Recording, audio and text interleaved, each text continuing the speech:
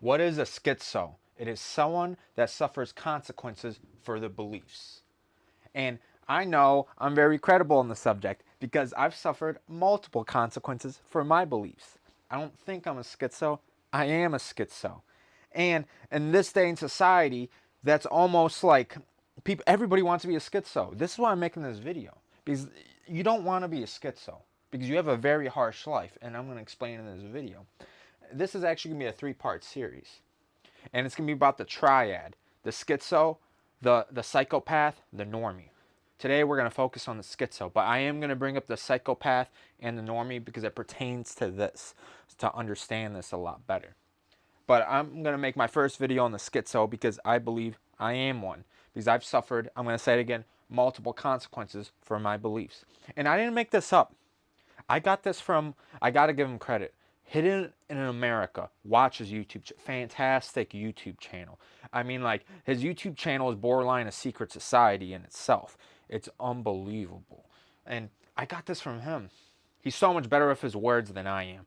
So, like, I'm not, I'm telling you right now, I'm stealing this from him. But if someone who suffers consequences for his beliefs is a schizo, and I want to start with that right there because a lot of people online, they're calling normies are calling other people normies. This finally became mainstream.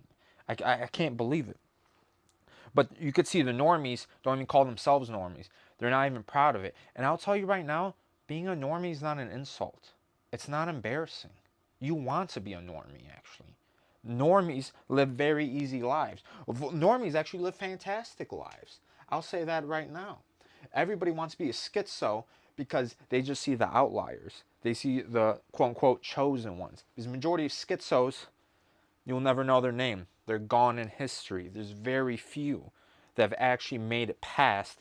I mean, they've made it past the boundary that society will let you go further into. Because everybody's a normie out here, and I just got to talk about this because this goes. There's so many levels to this. And I could say I became a schizo. Well, it started with health and fitness. I'm like, I'm studying nutrition at a very young age. I mean, I could say 9 years old, honestly. I started training, I started working out. And I realized, like, man, it's just like everybody's not doing this. I mean, I started out because, well, give you a little information about myself and why I'm a schizo. And I realized I was born in the perfect conditions to be one, which isn't a good thing, but I'm just glad I'm here today talking to you guys because maybe I could be a success story. But see, I'm Albanian. I'm basically a refugee. I came from a communist country. I mean, it wasn't even communist when I was born. It was actually just in a state of anarchy. And there's almost a civil war after and a genocide up north. So there's a lot going on in my country. This is why I moved to the States. Thank God. But now it's kind of crazy. Albania looks better than the United States to live in. I'm like, I probably should be going back, and you will see me soon back. But I digress. See, when I first came to the country, I was already forced into isolation because I speak Albanian. My first language is Albanian. Albanian is a language on its own. It's not like any other language in Europe. It's not a Romance language. It's not a Slavic language. It's not a Germanic language.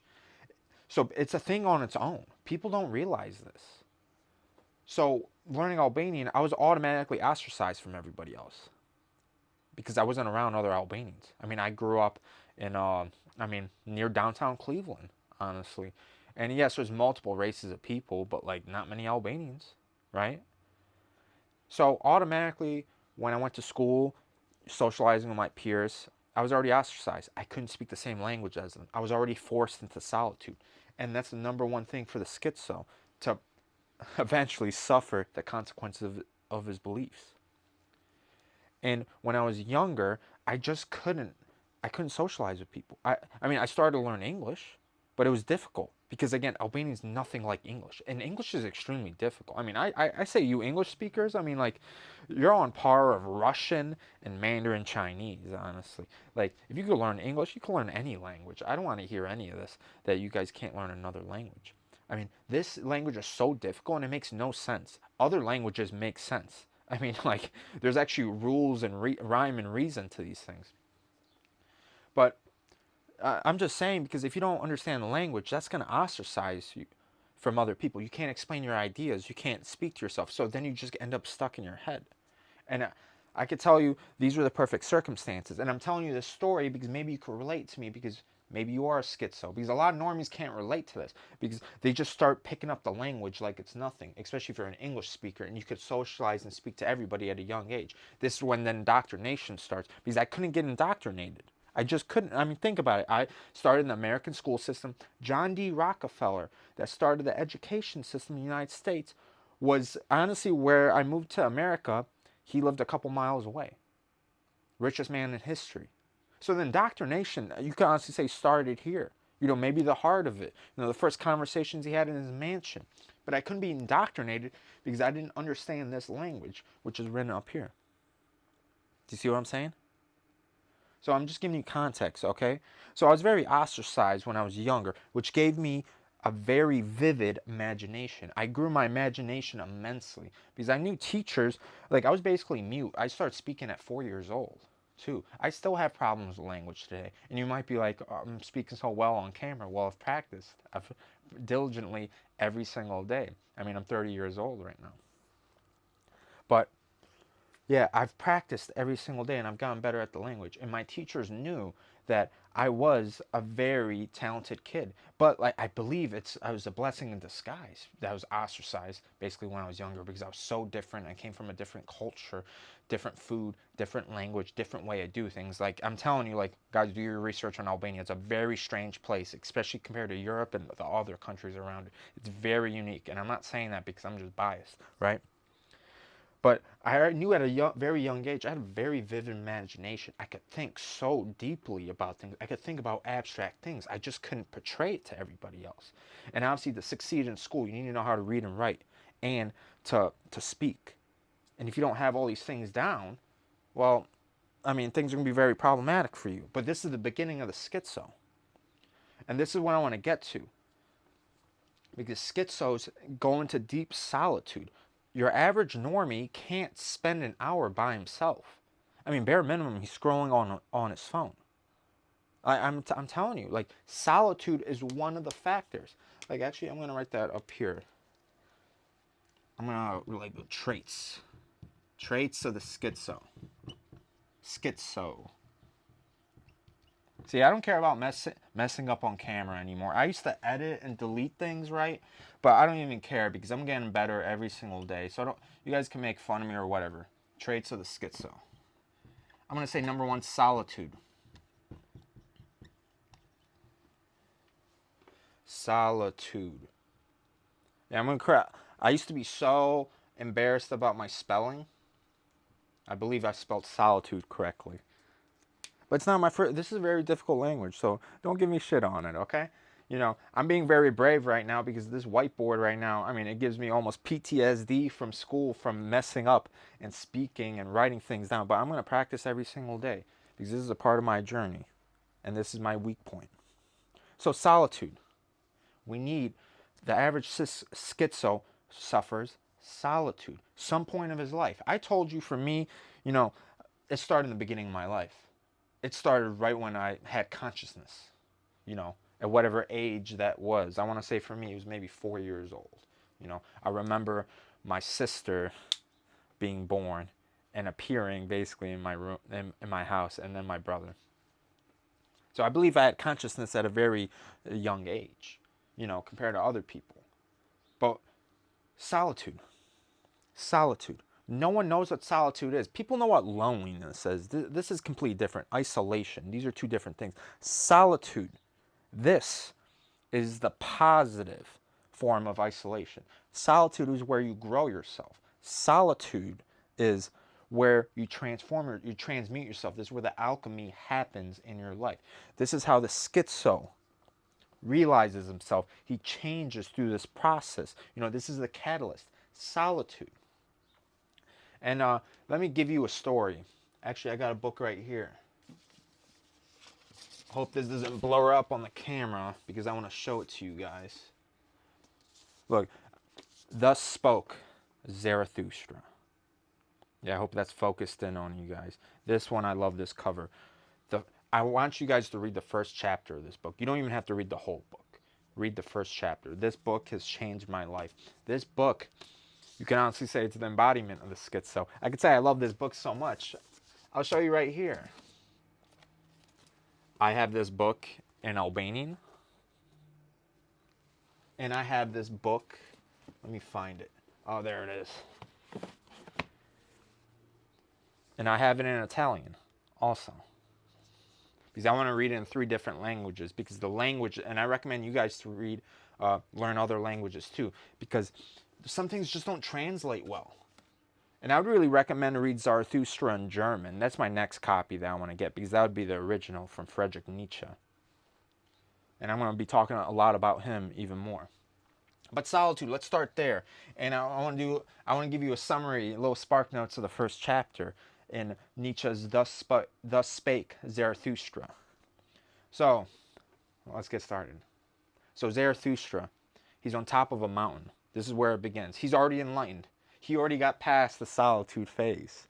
He became enlightened. He transmuted the lead into gold, his soul. He became a higher man. He became a superior man. And he's got all this knowledge. He's enlightened, all this wisdom.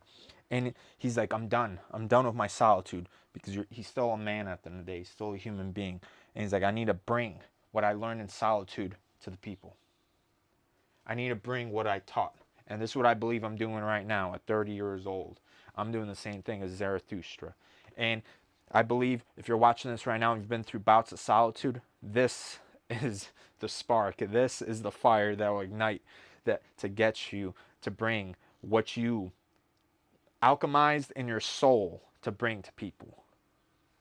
And with solitude. So Zarathustra is up on the mountain. He's like, I have all this knowledge. I need to bring it to the people. I need to teach people what I've learned. And he descends into the mountain after meditating and living up there for 10 plus years. And he comes down and he meets the first man he's seen in 10 years. And it was just a hermit living in a shack in the forest on the outskirts of the city. And Zarathustra comes up to him and he says, and I'm summarizing, right? And he comes up to him and he's like, I've learned all this knowledge and I'm here to bring it to the people. And he started expressing himself and started telling them what he learned and how he changed his life through solitude. And the old man's like, yeah, that's very nice and all, but that's not going to go too well if you say this to the masses or the normies, to the people. Huh? Zarathustra is taken aback. He's like, what are you talking about? I've changed my life completely. I've done so much for my own life. He's like, I want to give this to other people. What are you talking about? He's like, and he's so perplexed on it. And the hermit was similar to Zarathustra, but you could say this is more the negative sense of this archetype of the hermit, the higher man or the enlightened one, and still enlightened in some ways. But he's like, these people aren't going to respect you. Like, look at you. What have you done your whole life? I mean, you've been meditating. You've been sitting on top of a mountain, doing nothing, sitting around. They're not going to respect it. He's like, I respect you, Zarathustra, what you've done, but the other people won't. He's like, I'm warning you, Zarathustra. Again, Zarathustra hasn't spoken to anybody in 10 years. What social sense does he have? Very wise, but he doesn't have that practice. Do you see what I'm saying? I don't know if you could relate to a lot of this. The real schizos on the other side. This is the best example of a real schizo through Nietzsche's storytelling. And Zarathustra is like, blew him off. He's like, doesn't know what he's talking about. He's like, I'm going right into the city. And I'm gonna speak my knowledge of the Übermensch, the higher man. And he goes into the city. And everybody's in the city square. And everybody's waiting for, actually, Zarathustra didn't know, a tightrope walker to come out and to do his performance. And Zarathustra comes out and he starts preaching to the people because he's in the perfect setting and he's got all eyes on him. Everybody's waiting for the tightrope walker. And everybody actually mistakes Zarathustra as the tightrope walker. So everyone has got, it's pretty funny, but everybody has their attention on the center of Zarathustra. And Zarathustra goes on speaking on the Übermensch and the higher man and what he's learned in solitude. And he basically talks about the higher man is someone that uses pain, that turns pain, suffering into something greater. This is the alchemy. This is the transmutation of the soul. He uses suffering. Suffering is his rule. Suffering is what makes him a great man. Pleasures and all these things should be discarded. Suffering is the key in life. And everyone's hearing this and they're like, what is this guy talking about? Suffering? Like, what? And he's talking about he sat on a mountain for 10 plus years and he's meditating and he's understood this, and he's like, the key to life is suffering. I mean, like, this sounds familiar, right? Religious texts, Buddhism, Jesus Christ, other schizos, right? Suffering is the key, because we're not here to live pleasurable lives. I mean, of course, pleasure's here and there, but majority it's suffering. We can't run away from it, even if we choose not to. And Zarathustra is saying, just face it and transform it to something. And and a lot of people are taken back by this. And then he talks about the lower man. The lower man you could call the normie. Looks for stability, looks for pleasure in all things. He looks for certainty. He looks, sounds familiar? These could be, and these are example of normies, people that have a 9-to-5 job, people that work in corporations, people that go to school, the indoctrination process. Do you see what I'm saying here? I mean, these are normies, people that watch sports, people that go to bars, people that go to clubs, drug users. I could even go there. People that just men that indulge in women and vice versa. They're just, you could say hookup culture, right? Or you could say, I mean, a lot of social media, all the degeneracy that you see on here that people partake in. So, like, do you see what I'm saying? Because like, what do these people want? People want money, status, fame, power. All those things I just named. I'm being very brief to show you, but this is who Zarathustra is speaking to. And I'm speaking to the same people potentially behind this camera. But this is what Zarathustra was going after. He's talking to these people that think like this, and he speaks on the lower man, because this is what the lower man, he wants pleasure, he wants no pain, he wants stability in life, he wants control, he wants, like, do you see what I'm saying? Because like a lot of normies out here are calling themselves schizos, but none of them are suffering. The schizos don't go to bars. Schizos don't even talk to women. I'll even go there. I mean, schizos in this society are your incels, your basement dwellers. They're the men that are mute. They're the men that you don't see. They're the men that women don't even know exist. I could even go that far. They're the monks. They're the guys hardworking in the trades. I could even say I could go there, that put their head down and work. The construction workers. I could even go there. I mean, like, these guys are like the guys that aren't seen. I could go over there. Like, forgive me, these things are very abstract, and my mind's going right now. But yeah, these are the people that aren't seen. And then eventually someone in the audience is like, all right, tightrope walker, start your act. Because nobody wants to hear it. And then the real tightrope walker comes out. And he starts. And Zarathustra keeps on speaking in the meantime. And everyone's understanding the lower man, and people in the audience are saying, I'd rather be the lower man. Because of course, what do they want? They want sex, they want food, they want certainty, they want money, they want stability, they want all these things. And he's like, we'd rather be the lower man. You keep the higher man to yourself. Nobody, and I've met people like this. I've explained this story to people. They're like, yeah, why would I want to be the higher man? Why would I want to be the Ubermensch in this case? And man, it's tough. It's tough. And then the tightrope walks out, and then Zarathustra didn't quit. He didn't. He thought everybody's like him. He's projecting himself onto other people. Everybody wants to be the Ubermensch, which is not true. And the tightrope walker starts doing his act, and Zarathustra uses that as an analogy for the Superman, the Ubermensch.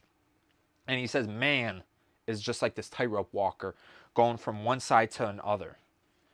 He wants to cross to become the Ubermensch, because man needs to evolve. Man needs to become, to become something better onto the other side. This is why he crosses to the other side. And everyone's like, keep that to yourself. We want to see the act. We don't want to hear about any Ubermensch, any higher man. We don't want solitude. We don't want suffering. We don't want pain. We don't want meditation. We don't want any of this. We want to see your act. We want to see our entertainment. Today, call it sports, and ah, and Zarathustra is heartbroken because he spent all these years, 10 plus years, up on the mountain. 10 plus years in solitude and pain and suffering away from people. He didn't have any pleasures. He was just getting by. He didn't have any entertainment. He didn't have any women. He didn't have any status or power like the lower man, the normies want, which they look up to, which they idolize. They didn't want any of those things. And the tightrope walker is walking, and he made a fatal mistake. Actually falls down on the ground, snaps his neck. Everyone's horrified seeing a man die in front of them, and everybody is running around like herd animals, almost like zebra escaping the scene. Zarathustra was the first one to run over the tightrope walker and held him in his arms on his last breath. And he couldn't believe it, and everybody else scattered. So-called powerful men, right? And he was the last one there. And he realized his message isn't for everybody. The lower man, people choose to be lower men. People choose maybe to even be normies. But he realized that my message isn't for everybody. Not everybody wants to become me. Not everybody is me. Not everybody's going through the process. The majority of people don't even want to go through the process. And he realized, you know what? Those that follow me, follow themselves. Strong stuff right there. And it's the same thing for my YouTube channel. You subscribe to me, you follow on my Instagram, you follow yourself. That's what that means. And I'm only going to surround myself with people that follow themselves. I don't want any yes men in my circle. I want real men. I want men that think for themselves, that aren't normies like this. But Zarathustra realized this horribly.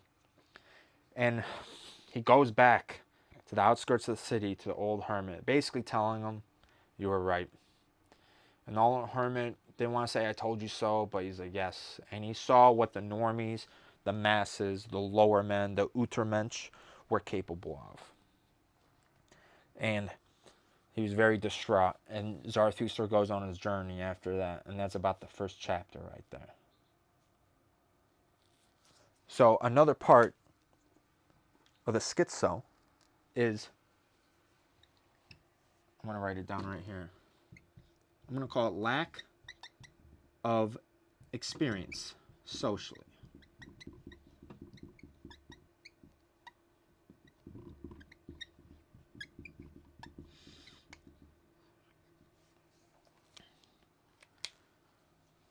So, another trait of the schizo, because I'm trying to separate the normies and the psychopaths from the schizos. But don't call yourself a schizo if you're socially intelligent. And when I say socially intelligent, I'm saying you're experienced. Because the majority of schizos don't have girlfriends. Majority of schizos don't have friends. They don't have a single friend in their life. Majority of schizos can't hold a job. They can't get along with their coworkers. Majority of schizos in the modern day that I'm talking about right now, they can't fit into society. Some of them don't even fit in with their families. They're forced into solitude. Like I told you with my example, unfortunate example, being a refugee from another country, but I just didn't know the language. That was a big barrier, and then it was a domino effect right there. And I'm speaking from experience on a lot of these things I'm talking about.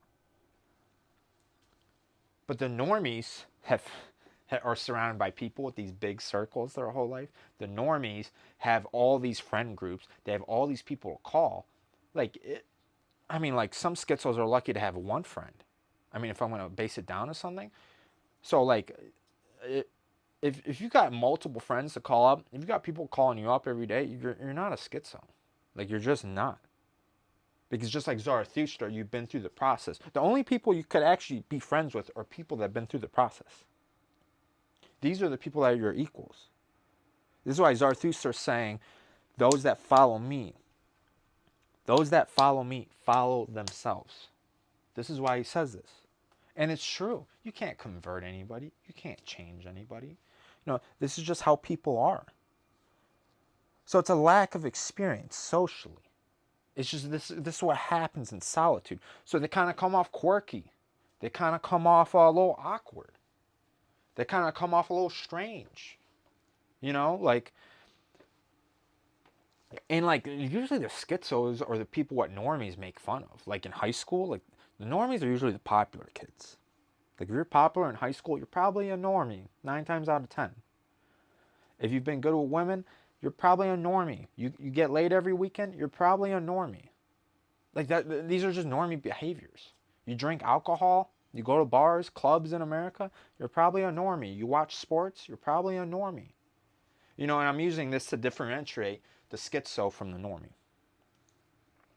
And don't take offense to this. Because like what it sounds like, because normies, like unlike Zarathustra, nobody wants to be I'm telling you, you don't want to be a schizo. The more you look into it, it's not a pleasurable life. But it's not supposed to be. Because like Zarathustra was saying, how does the alchemy happen? What is the chemical reaction in your soul? What is the fire? What is being burned? What is coming from the ashes? Normies aren't doing this. They're not doing the deep work. Gurdjieff, we get there with him. They're not doing the deep work, the work on themselves. They're not doing this. So it's a lack of experience socially. They just don't fit in with anybody. They're the black sheep. If you're relating to this, like, yeah, you're probably a schizo. They're the black sheep. And like, yeah, tough stuff, right? Tough stuff. Like I could tell you, in my case, like, I mean, I've been saying the food's been poisoned in this country. I mean, you go to other places, it's disgusting. The normies just eat the slop. The normies think it's normal. The normies don't think anything about it. They're like, why would these people be trying to kill you? Why would these people be putting all these bullshit additives and these chemicals in here? They don't think anything about it. This is where it started with me. Why are we being fed like cattle?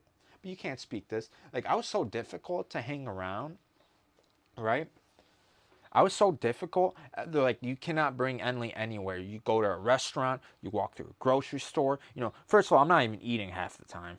I'm like, I'm not eating that. That's bullshit. I'm not eating that slop. I'm talking down to other people. If anything, I kind of came off as more of a food snob, right? More of a connoisseur. Like I'm better than these people.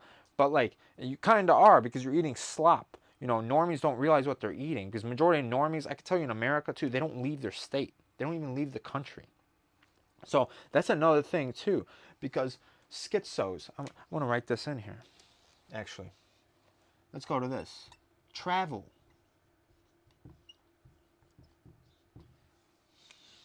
And you got to remember, this is the positive. I'm going to put a plus sign up here.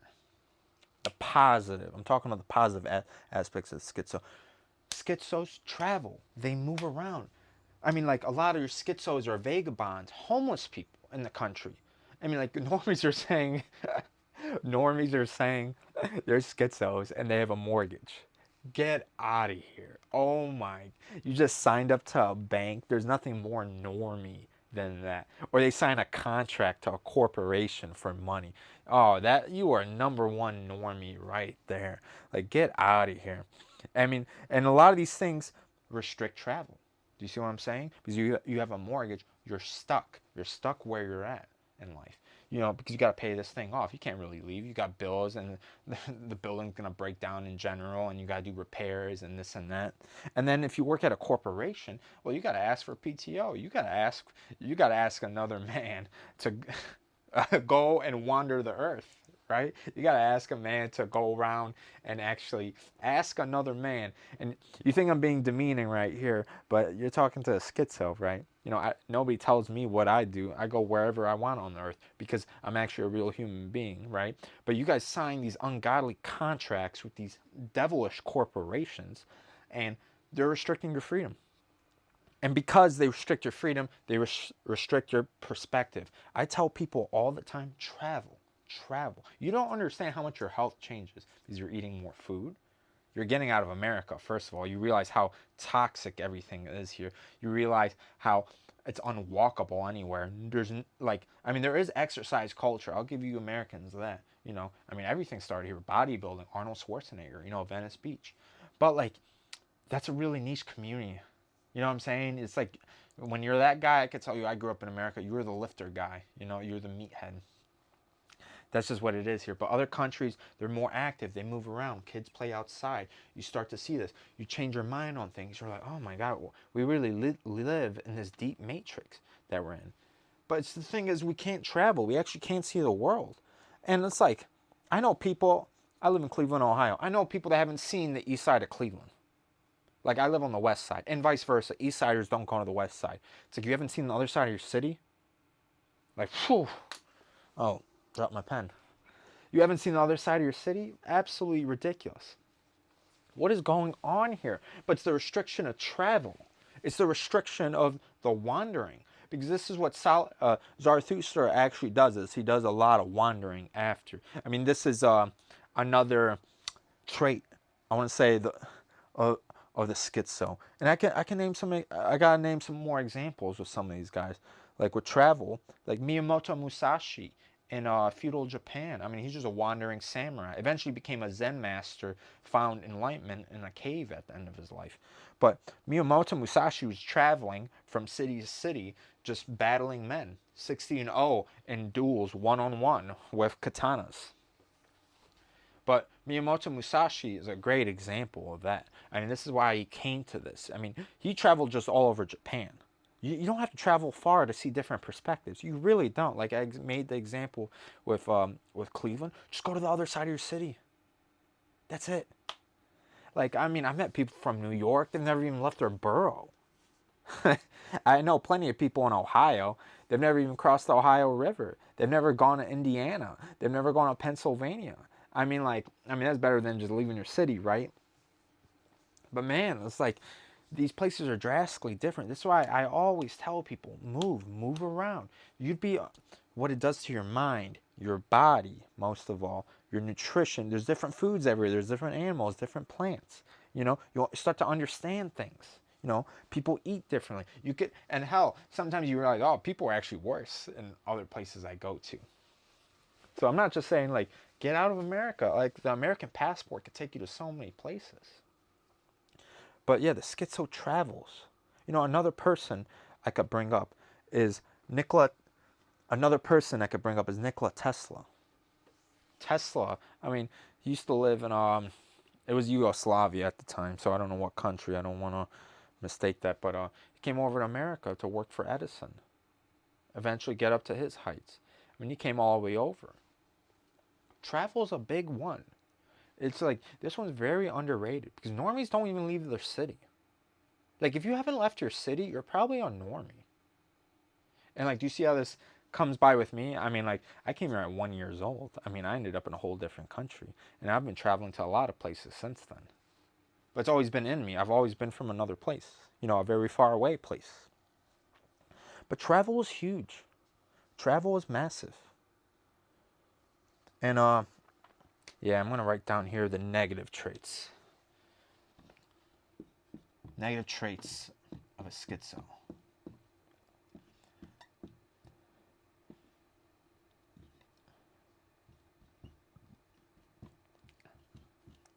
You know, I'm going to put this on the screen with some editing.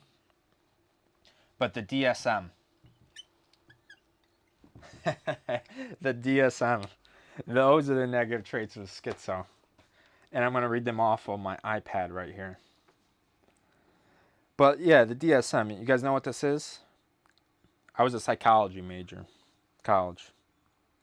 Dropout. You know, I didn't really fit in there. I attempted it. I attempted to be a normal person. But the DSM. The DSM 5 TR. So basically, and you know what? I want to get you guys, I'm going to put this all on.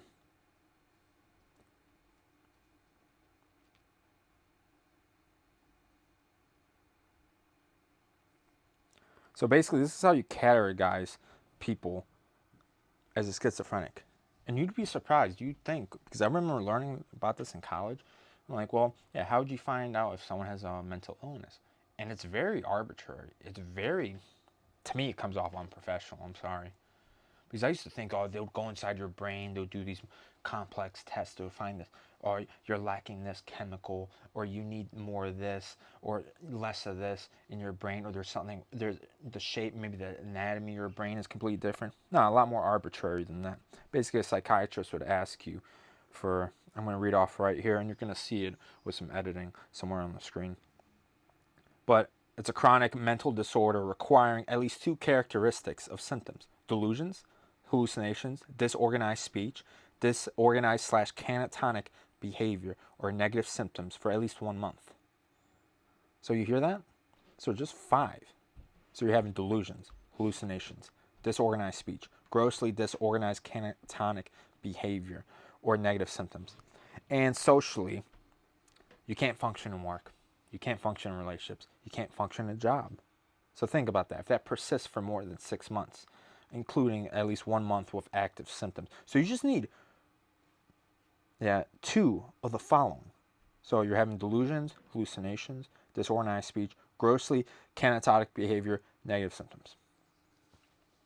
Do you see how arbitrary that is? Like, I got so many problems with psychology. And I want to say they must have changed this. Because this is why I brought this up. Because one of the things in here is excessive travel. They must have changed this. I'm going to look this up for you guys. Maybe add it down here.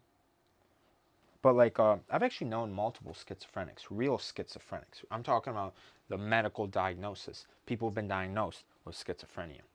And I've been around multiple people because a lot of them are in this country. A lot of them are the mental ill people that you see on the street.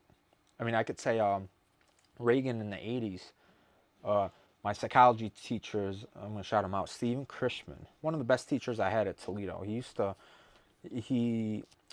got his PhD at Berkeley, and that's when Ronald Reagan got rid of all the mental institutions. And you just had homelessness of just mentally ill people on the street. But he took that opportunity to actually study these people and speak to them. And he got real, access to these people. And this is a real psychologist. Like, that is badass right there, right? He's actually out there speaking to people, helping them with their problems. And that's what I'm doing too, even though I dropped out of school, right? But I'm a real psychologist, right? Or like Carl Jung said, Nietzsche was the first psychologist, right? And I could tell you in psychology too. Yeah, you talk about Nietzsche or Carl Jung and psychology and the normies in college, right? Because the real schizos are Nietzsche and Carl Jung.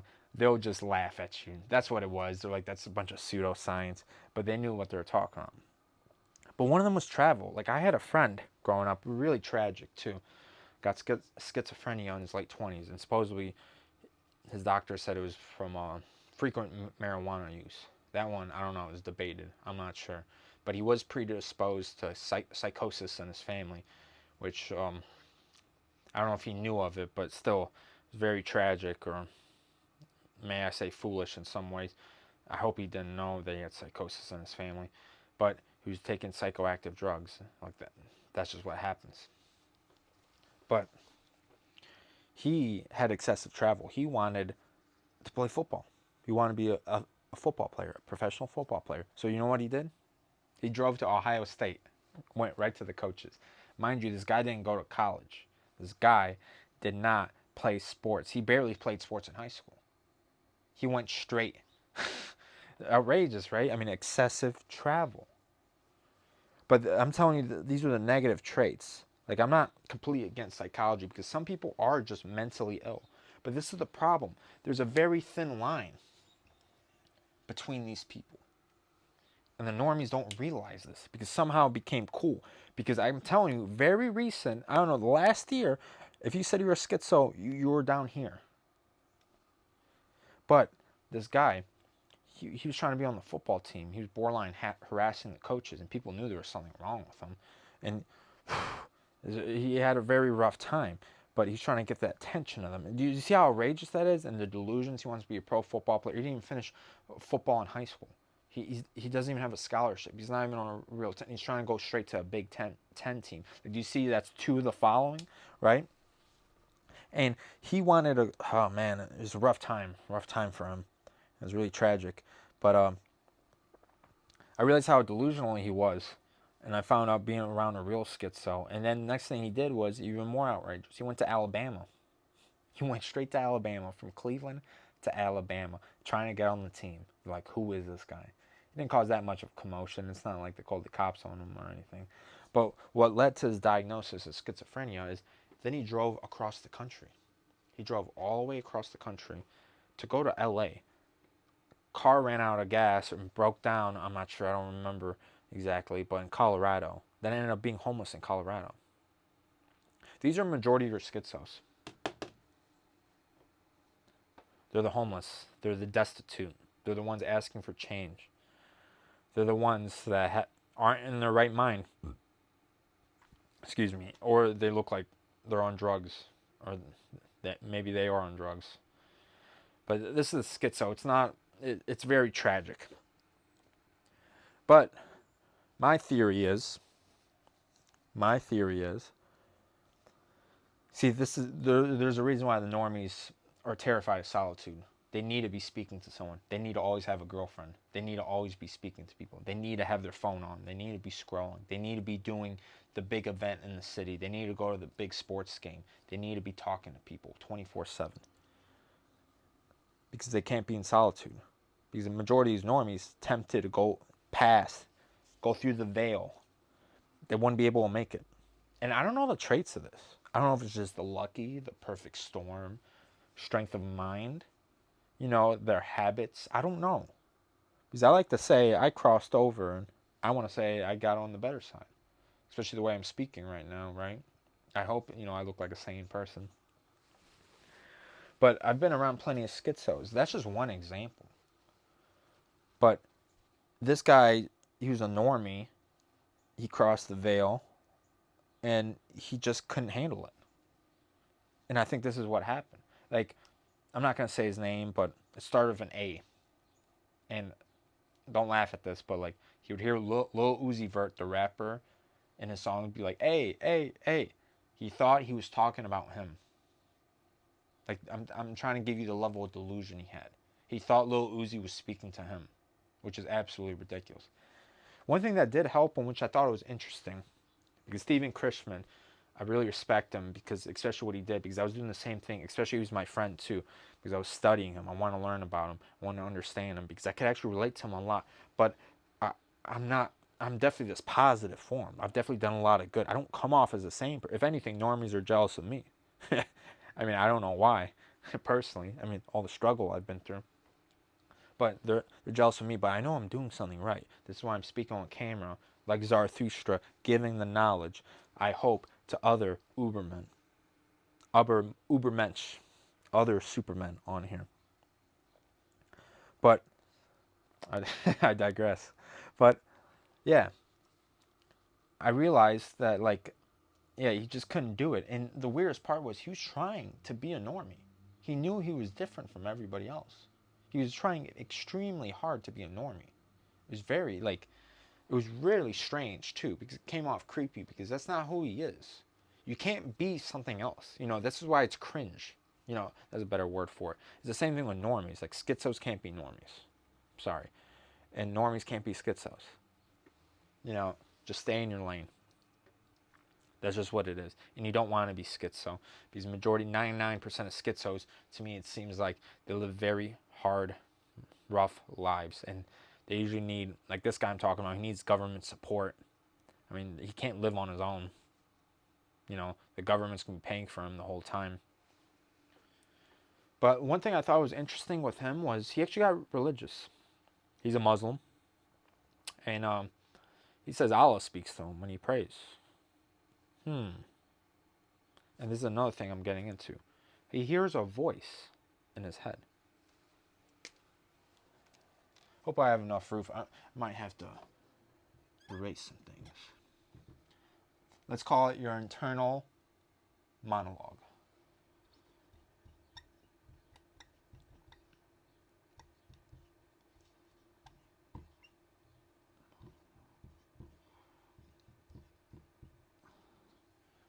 Sorry, my handwriting's messy. But yeah, your internal monologue. Let's go into this. Because he has an internal monologue. Well, he's got, this is the problem with schizophrenia. These are the hallucinations. You hear multiple voices in your head. But what does that mean? What does that mean? I'm going to go into this. If you're a normie still watching this, I hope you understand. I hope that, well, if you can't relate to this, you're a normie. So I found this study. There's multiple studies. I'm going to link them in the video. Maybe they'll show up on the screen. Put a lot of stuff on the screen. But yeah, I came across this study in college when I was 21 years old. And it was saying that 40 to 60% of the population does not have an internal monologue. What? What does that mean? What is going on? Internal monologue? Because right now, like even in this video, like I actually made a little bit of an outline of what I'm gonna say, and it's a lot more pages too in here. But yeah, I made an outline, and now I'm actually adding things in the video because things are coming up. My thoughts are going. Like right now, I have thoughts in between the syllables of my words. This is how much I'm thinking. I have a machine gun of thoughts. They're just coming to me, right? You know, yeah. See, they're just coming to me. Like think about that phrase because that's how it works. This is how thoughts work. And I'm like, and I have all visions. Like you see these books from nonfiction to fiction everywhere that you see. Like this is why, this is actually how I learned English. These books. I mean, I have books from a child from here because this is the only way I knew English because I couldn't speak to anybody and I was so different. I was just stuck in the books, right? Part of my solitude. Could you really say I was alone with some of the greatest minds in history? Honestly, I don't know. But yeah, I was stuck in the books and I was reading and like I have whole movies. Like, people say the book sucks. Or I'm sorry, the movie sucks compared to the book, right? Because nothing beats your imagination. And it's true. Like I respect movies. I respect the artistry. Movies suck now. Actually, that's another part. If you're a normie, if you like movies after 2016, you're probably a normie. Especially if you don't like the old ones. If you're like, oh, these effects suck, or like, and I'm talking about like movies like the 90s before. If you say any of that sucks, you're probably a normie. But like, yeah, it's just like I see whole movies in my head. And I think this is why normies like movies. Because they don't have to do any thinking. Because normies don't read. Because when I went to college, nobody was reading. Like if you go to college, you are a normie. If you have a bachelor's degree, associates, master's, PhD, you're some level of normie. 9 times out of 10. Of course, there's outliers, but you're probably a normie. You're a part of the system. An indoctrination system of, I call them parrots. They're just repeating things back and forth.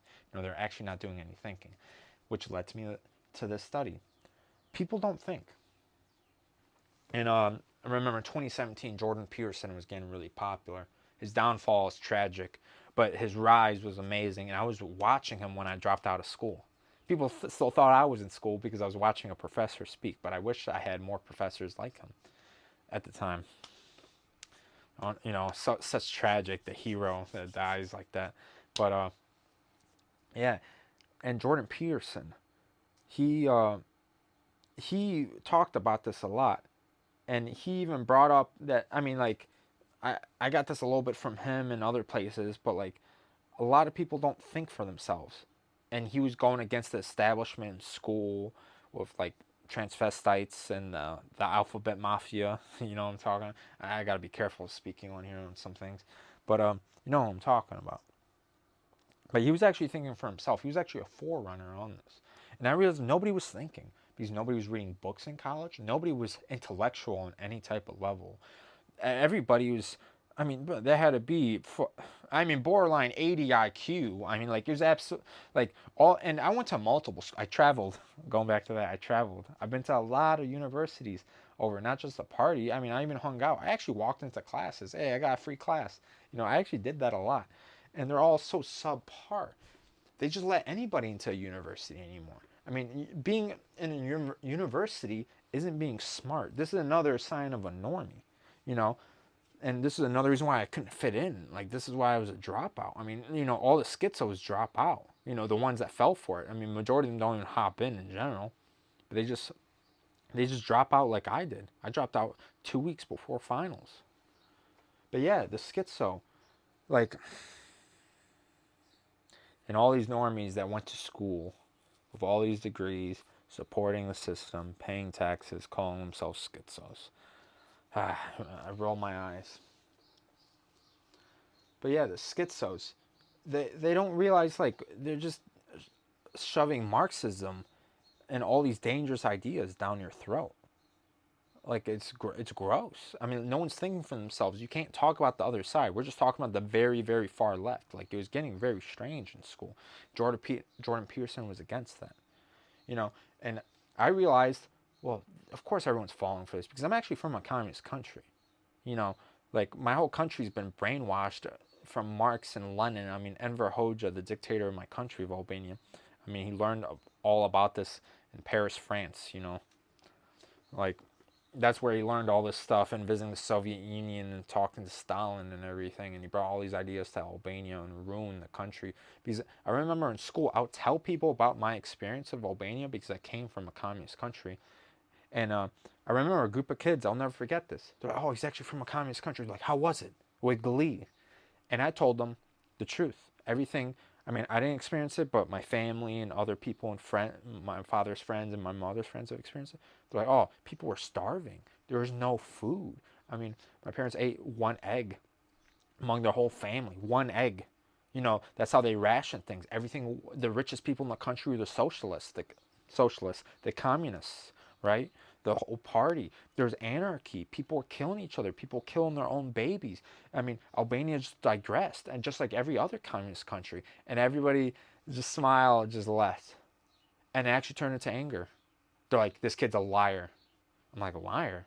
What are you talking about? You go visit there. You know, you're at your pretty, you know, your luxury university in your nice apartment that your parents paid for. How about you move there?" I said this exactly, quote unquote.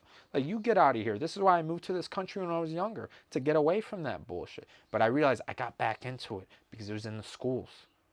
And then I'm like, these people actually meet someone that's been from another country that knows multiple people that's been affected by all this. They don't want to believe it. The cognitive dissonance was happening in their head. But I realized they can't think.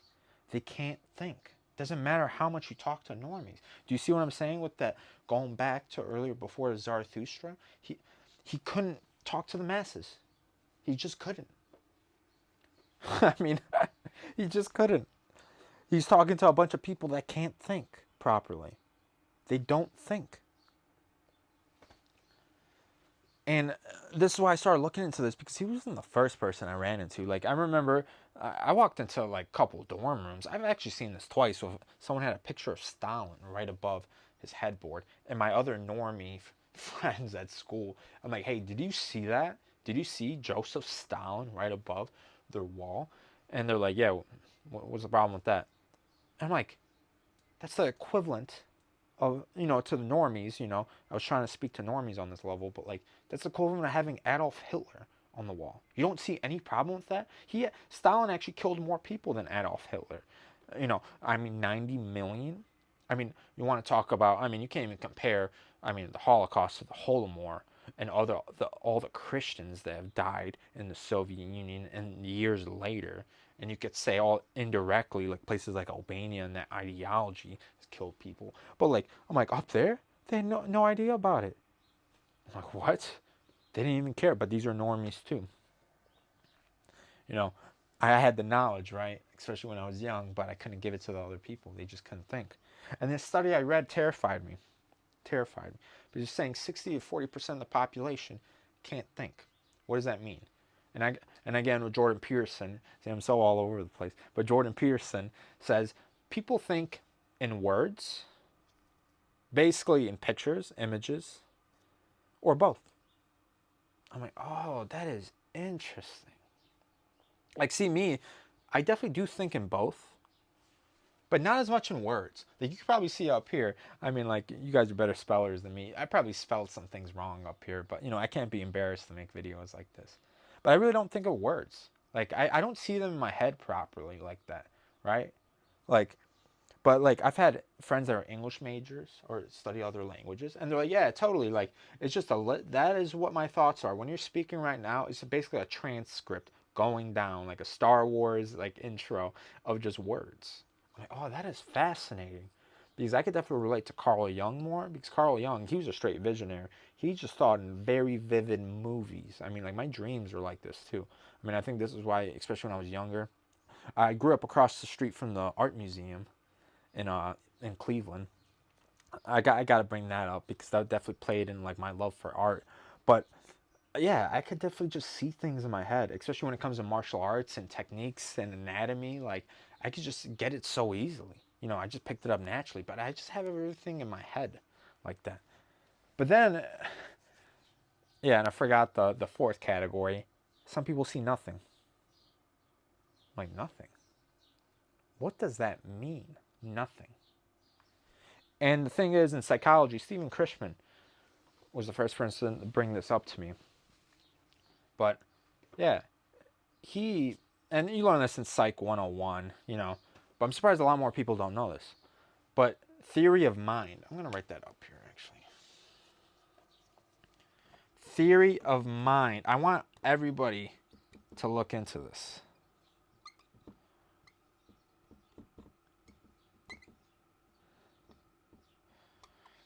Again, forgive me on the handwriting and the spelling. The theory of mind. Basically, we the mind doesn't exist. If we're talking about science, it doesn't exist. Some people actually criticize psychology. This is just like humanity. This is an overglorified science. And to a certain point, yeah. Because the thing is, we're studying the mind. This is what psychology is. But the mind you can't hold. Can you put the mind on a scale? Can you measure its weight? Can you measure its mass? I mean, what elements is it made out of? If it's matter, well, I guess if it's not matter, is it energy? You should be able to measure it. If it's not matter or energy, then you can't measure it. Or then you can measure it. Okay? Well, it's neither. You can't weigh it. It has no volume. You can't see it. You can't contain it. You can't hold it. That's very interesting, right? So that's why it's a theory. It's a theory of mind. We don't know. I mean, I know I have a mind, right? Because I'm telling you how my mind works, how I move, and I'm talking about how I experience the world. And I was telling you a little bit about my childhood and how I grew up and how I saw people, my political ideas, and how my experiences, right? But you just gotta take my word for it. It's all stored up here because you can't see my mind. But society works very well when we believe everybody has a mind. Okay? And society does work very well. We respect everyone, everybody has a mind. And, you learn this when you're younger. You should respect people's experiences and what they think about the world and this and that and hear them out. But, like, this is a dilemma. Because I found out this is 21 years old. No, people don't think like me. My imagination is crazy vivid. I would say it's more vivid than the majority of children. And I say that with confidence because I've trained children for 5+ years in martial arts. And I realize a lot of them don't have an imagination. Like I could think more. I could use it more properly than them, if anything, right? Because there's some warning signs with some people. I mean, it's a stare. But like, yeah, it's just like I understood.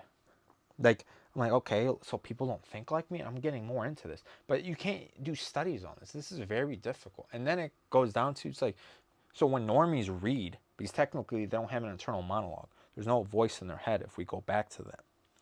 Because basically when they read books, and normies have to read books in college and then regurgitate the information,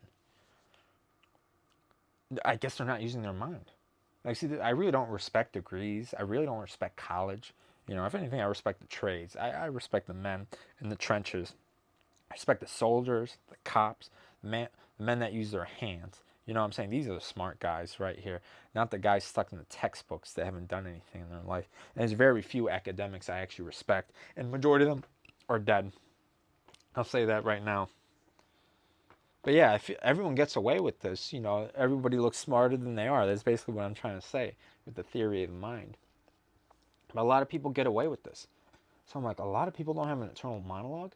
And the test they did in this study was close your eyes. You could do it with me. Imagine an apple, a red, shiny apple. Okay? I I gave some adjectives right there so you can actually think of one. Because right now I see a red shiny apple in my head right now, clear as day. I mean, it could be in my hand right here, right? It actually is. I mean, I could actually use my imagination and see an apple right there. I'm not a crazy person. I mean, it's just like a little kid seeing his imaginary friend. I see an apple right there. I see an apple. You don't see an apple because of theory of mind, right? You just gotta trust me on it, right? But then you get labeled as a schizo, and that's what happened to me in college because I started asking my roommates. I started asking multiple people that about this. I'm like, "What do you see?" My roommate, the first one I asked, straight up, straight up called me a schizophrenic. He's like, "You see images in your head? What are you talking about?" I'm like, "Well, I control the images. I mean, I don't have multiple images in my head. I'm like, I'm not getting them from other people. I mean, that's how ideas work.